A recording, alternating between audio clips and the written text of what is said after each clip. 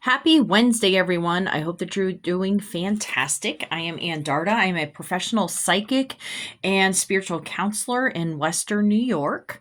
And I wanted to remind everybody that my reading sales, I only have 5 days left for openings for the month of August. So you need to get on my Calendly account and schedule yourself if you want to get a reading while they are on sale.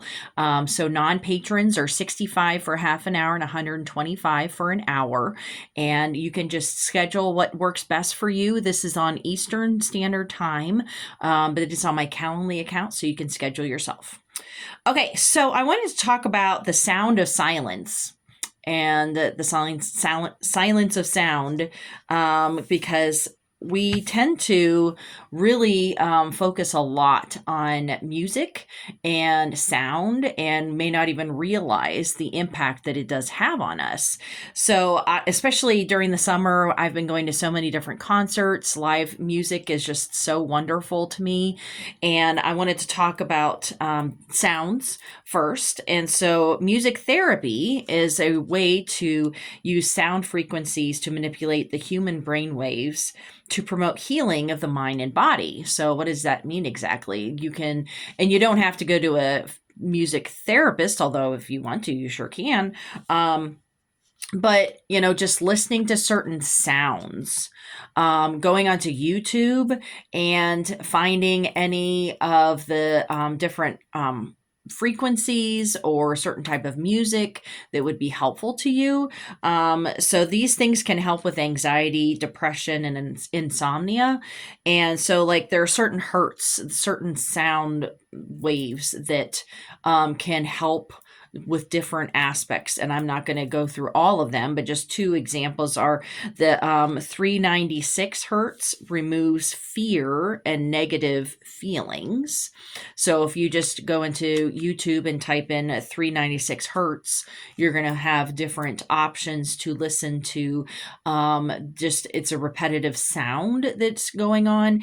And then also 432 hertz, that is the heart chakra, to give mental and emotional clarity.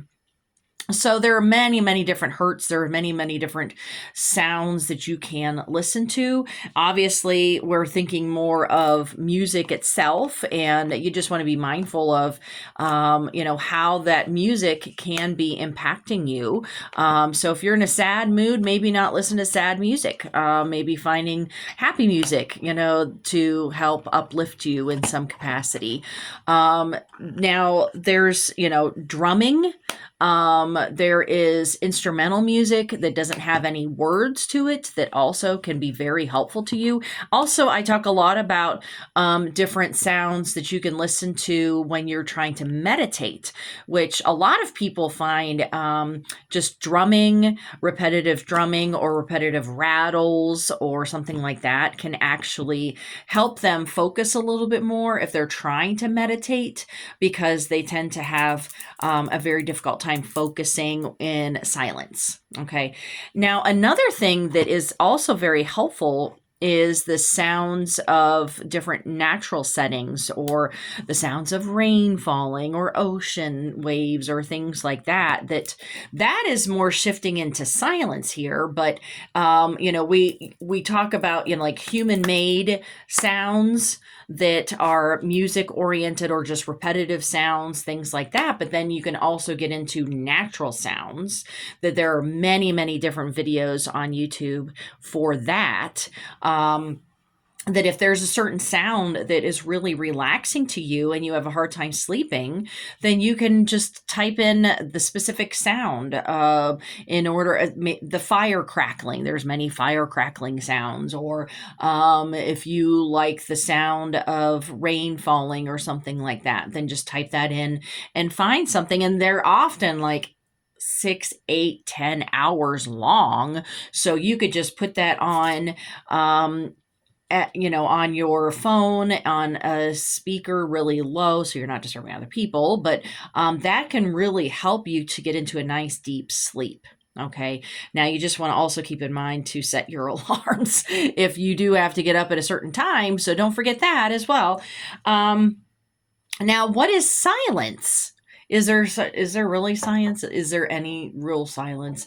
I mean, not having any type of sound is going to um, be considered silence. But I feel that the natural settings or the natural sounds are still sound, right? But we don't hear them when we're constantly having the television on, when we're constantly having music playing, and then we miss out on hearing those natural sounds. And some very wonderful sounds that I love to listen to are bird sounds, bird songs, and in person. So I love sitting on my front porch and listening to the birds on my bird feeder, and just different natural sounds. The When it's more autumn, I love the sound of the wind with the leaves, things like that are very relaxing to me.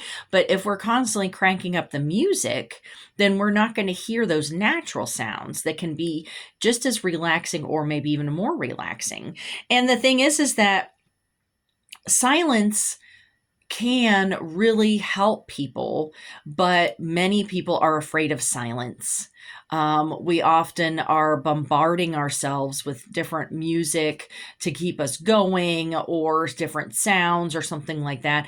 We are in overload at all times in our society. So we are on overload with sounds, we're on overload with lights and with pictures and just all the different sensory things that we are on overload. And so our bodies are going to be holding in that tense energy all of the time of constantly being bombarded with sound, with lights, with pictures, with whatever it is that is going to keep the cortisone levels going. And so, you want to actually work in silence into your day as well, because it lowers your blood pressure, it calms you, it relaxes you, it helps with anxiety. Now, initially, people that are constantly bombarded are going to feel anxious with the silence. And it's mostly because people don't want to start thinking about the things that they don't want to think about, or facing certain issues that, well, if I just keep myself distracted all of the time, then I don't have to think about X, Y, and Z. Or I don't have to realize how unhappy I am in this situation, or something like that. So people are always distracting themselves with sounds in order to ignore things, when in fact you are just continuously building up anxiety, and and that also can lead to depression, by just continuously keeping your body on that stress level. I mean, and they even use sound as a form of torture, and so you may be unintentionally torturing yourself by constantly bombarding yourself with sounds. So silence allows our minds and bodies to restore. It reduces stress, promotes relaxation, it lowers our blood pressure, and it fosters a sense of inner peace. Our minds and our bodies are on overload all the time, and so just having that silence can really promote that peace. And ultimately, so this is where the whole psychic thing comes in, then you can actually maybe hear your spirit guides. I am always having people tell me that they can't hear their spirit. Why can't I hear them? Why can't I hear them? Why can't I hear them? Well, how much space do you give your spirit guides to connect with you? Are you constantly bombarded with sound and with pictures and with TV and everything like that? So maybe turning off the radios, turning off the televisions, especially at night when you are trying to sleep, that can really help immensely with your body, with your mind, with your spirit. And that is going to allow you to be open to any messages from your spirit guides. Okay. So I'm hoping that this is helpful to you, and I will see you all next Wednesday. All right. Bye-bye.